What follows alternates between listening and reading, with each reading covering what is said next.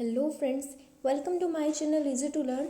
आज हम इस वीडियो में एनेरिज्म के बारे में पढ़ेंगे और ये कितने टाइप का होता है, इसके सिम्टम्स क्या क्या होते हैं, इसका डायग्नोस कैसे करेंगे, इसका ट्रीटमेंट कैसे करेंगे, सब कुछ इस वीडियो में देखेंगे हम। एनेरिज्म होता क्या है? एनेरिज्म वॉल में हो जाता है, आर्टरी वॉल में हो जाता है, क्योंकि आर्टरी वॉल वीक हो जाती है एक जगह से और बल्जेस आउट हो जाती है। क्यों? प्रेशर की वजह से, ब्लड प्रेशर की वजह से on weaken artery wall. This weakened area can rupture and cause internal bleeding. जो ये बल्जिंग फॉर्मेशन हुई है, अगर ये रप्चर हो जाएगी तो उसकी वजह से इंटरनल ब्लीडिंग भी हो सकती है। ये लाइफ थ्रेटनिंग कंडीशन हो सकती है हमारी। नेक्स्ट इसकी क्लासिफिकेशंस दो टाइप से होती है, according to shape and form and according to location. One by one देख लेते हैं इनको।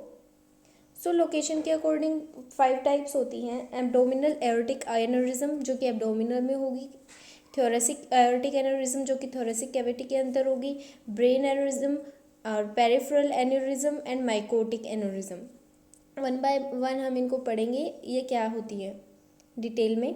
अकॉर्डिंग टू शेप क्या होती है?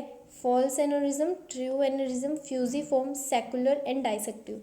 ये इसके 5 टाइप्स अकॉर्डिंग टू शेप होते हैं। अब देख लेते हैं एब्डोमिनल एओर्टिक एनेरिज्म क्या होता है। It develops in the portion of aorta located in the abdomen. Abdomen area में जो एओर्टा लोकेटेड होती है, जो पोर्शन उसका लोकेट होता है, उस एरिया में एनेरिज्म कंडीशन शो होती है। It affects 4 to 8% of the people are 12 to 15 times more likely to be affective themselves. Those who have a close relative, किस किस को ये कंडीशन हो सकती है? जिसका क्लोज रिलेशन होता है, अगर कोई पेशेंट है एनेरिज्म का और क्लोज रिलेशन में कोई आता है तो उसको भी प्रॉब्लम हो सकती है। ये मैन में ज़्यादा होता है, वुमेन में कम होता है मैन के मुकाबले, और ओल्ड एज में ये कंडीशन देखने को मिलती है। नेक्स्ट है थोरेसिक एओर्टिक एनेरिज्म। इसमें क्या होगा? Forms in the portion of the aorta in the chest above the diaphragm. जो डायफ्राम के ऊपर एओर्टा का पोर्शन आता है, उस वाले पोर्शन में ये कंडीशन होती है। And from 1 lakh people only 10 people are affected. 1 lakh people में से ओनली केवल 10 पीपल होंगे जो अफेक्ट होंगे इसमें। नेक्स्ट टाइप इसका है ब्रेन एनेरिज्म। इसमें क्या होगा? जो ब्रेन में आर्टरी प्रेजेंट होती है, सेरिब्रल और इंट्राक्रेनियल एनेरिज्म भी बोल सकते हैं हम इसको, उस कंडीशन में ये होता है। When size is less than 10 mm। जब साइज 10 mm से कम होगा तो उसको हम स्मॉल में कंसिडर करेंगे। अगर साइज 10 to 25 mm है तो लार्ज में कंसिडर करेंगे। And if size is more than 25, it is considered into giant aneurysm. अब rupture can case bleeding in the brain. अब रप्चर की वजह से इंटरनल ब्लीडिंग हो जाएगी ब्रेन के अंदर, and 30,000 people suffer from this per year. और मेनली हर साल ये 30,000 पीपल को हो ही जाती है ये वाली कंडीशन। नेक्स्ट टाइप है इसका पेरिफेरल एनेरिज्म। इसमें क्या होगा? It affects the area of body except aorta and brain. ये पूरी बॉडी को इफेक्ट करता है एओर्टा और ब्रेन को छोड़ के। And it occurs in the popliteal artery located behind the knees. जो नीज की बिहाइंड में जो पोप्लिटियल आर्टरी प्रेजेंट होती है, ये उसके अंदर होता है। फीमोरल आर्टरी और the main artery in the groin and carotid artery in the brain. Main artery groin region में फीमोरल आर्टरी इफेक्ट होती है और ब्रेन में कैरोटिड आर्टरी इफेक्ट होती है, और पूरी बॉडी को हो जाता है ब्रेन और एओर्टा को छोड़ के, तो वो पोप्लिटियल आर्टरी में होता है। अब नेक्स्ट देख लेते हैं इसका माइकोटिक एनेरिज्म। माइकोटिक में क्या होगा? Mainly occurs in the heart wall. ये हार्ट की वॉल में प्रेजेंट होता है, and it is केस्ड by the bacterial infection. किसी बैक्टीरियल इन्फेक्शन की वजह से ये कंडीशन हो जाती है। अब हम देख लेते हैं classification according to shape and form. इसके अकॉर्डिंग फर्स्ट है फॉल्स एनेरिज्म। फॉल्स में क्या होगा? Actually it is a pulsating haematoma clot. ये एक पल्सेटिंग हीमेटोमा क्लॉट होता है, and connective tissue outside the wall are affected. इसमें क्या होता है? वॉल के बाहर जो कनेक्टिव टिश्यू प्रेजेंट होते हैं वो अफेक्ट होते हैं। मैं पिक्चर के साथ भी दिखाऊंगी आपको इसे। नेक्स्ट है ट्रू एनेरिज्म। ट्रू में क्या होगा? 1, 2 और ऑल लेयर्स ऑफ आर्टरी में अफेक्ट में इन्वॉल्व है। इसमें क्या होता है? जो लेयर्स होती हैं आर्टरी वॉल की, एक लेयर भी इन्वॉल्व हो सकती है, 2 भी हो सकती है, और 3 की 3 लेयर भी इन्वॉल्व हो सकती है इसमें। नेक्स्ट है सेक्युलर एनोरिज्म। इसमें क्या होगा, बल्बस प्रोट्रूशन हो जाएगी of one side of the artery wall, that is ये आर्टरी वॉल है और इसकी वन साइड बल्बस प्रोट्रूशन हो जाएगी, तो इसको बोलते हैं सेक्युलर एनोरिज्म। नेक्स्ट है डाइसेक्टिंग एनोरिज्म। डाइसेक्टिंग में क्या होगा, usually a haematoma that splits the layer of the artery wall. इसमें क्या होता है, ये आर्टरी वॉल की लेयर को जो स्प्लिट कर देता है, पिक्चर में मैं दिखा देती हूँ आपको। सो ये है हमारी, इसमें क्या है, फर्स्ट है सेक्युलर एंड फ्यूजिफॉर्म, ये हमारे ट्रू एनोरिज्म में काउंट किए जाते हैं। सो सेक्युलर में क्या होगा, एक साइड बल्बस फॉर्मेशन है, फ्यूजिफॉर्म में दोनों साइड बल्बस फॉर्मेशन हो जाएगी।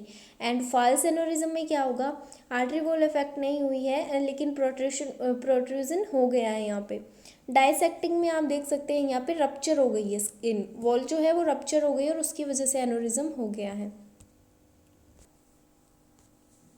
सो अब हम देख लेते हैं इसकी क्लिनिकल मैनिफेस्टेशन। ये भी एरिया वाइज अलग अलग सिम्टम्स दिखाता है। तो ब्रेन एनोरिज्म अगर होगा, अगर ब्रेन में एनोरिज्म प्रेजेंट है तो उसकी वजह से वीकनेस होएगी, डबल विजन हो जाएगा, स्पीकिंग डिफिकल्टी होगी, विजन लॉस होगा, प्यूपिल डायलेट होएगा, nausea and sudden onset headache, pain above and behind the eye, eye के ऊपर और पीछे दर्द होगा, एंड वोमिटिंग की कंडीशन आएगी।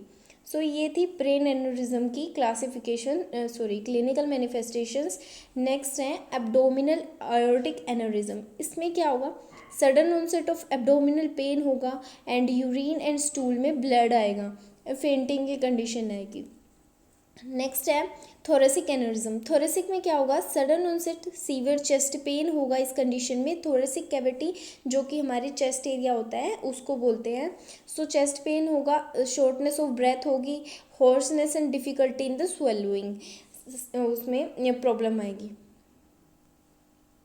नेक्स्ट है रिस्क फैक्टर्स। रिस्क फैक्टर्स क्या क्या होते हैं, कोई अगर पुअर डाइट है किसी की तो उसको ये कंडीशन हो सकती है। हाई बीपी वाले जो पेशेंट होते हैं, हाई कोलेस्ट्रॉल लेवल अगर किसी का रहता है, आर्थ्रोस्क्लेरोसिस की अगर किसी को कंडीशन है, ओबेसिटी है, स्मोकिंग है, बैक्टीरियल इन्फेक्शन की वजह से भी हो जाता है, कोई ड्रग एब्यूज़ करता है तो उसकी वजह से भी हो जाएगा।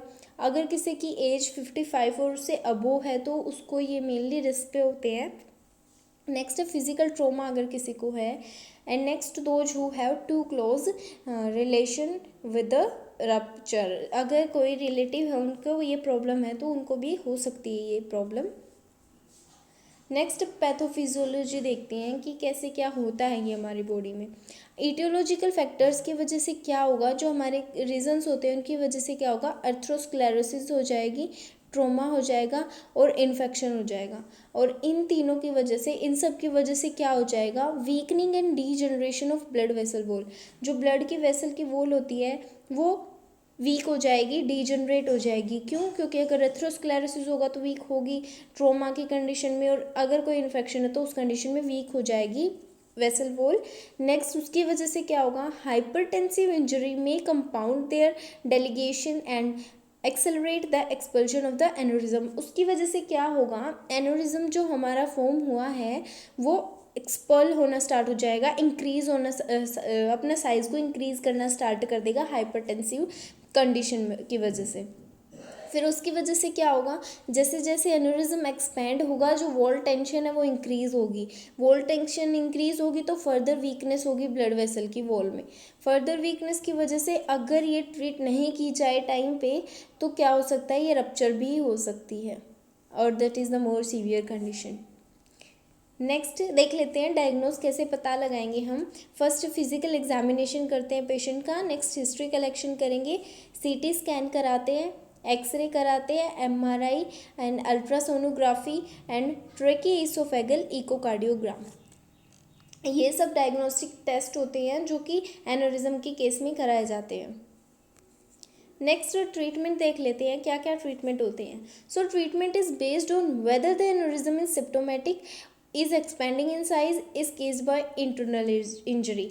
अब ट्रीटमेंट के लिए ये देखना होता है कि जो एनोरिज्म है वो सिम्प्टोमेटिक है, सिम्प्टोमेटिक होगा तभी उसका इलाज कर सकते हैं, और अपने साइज को इंक्रीज़ कर रहा है और इंटरनल इंजरी कोज की वजह से।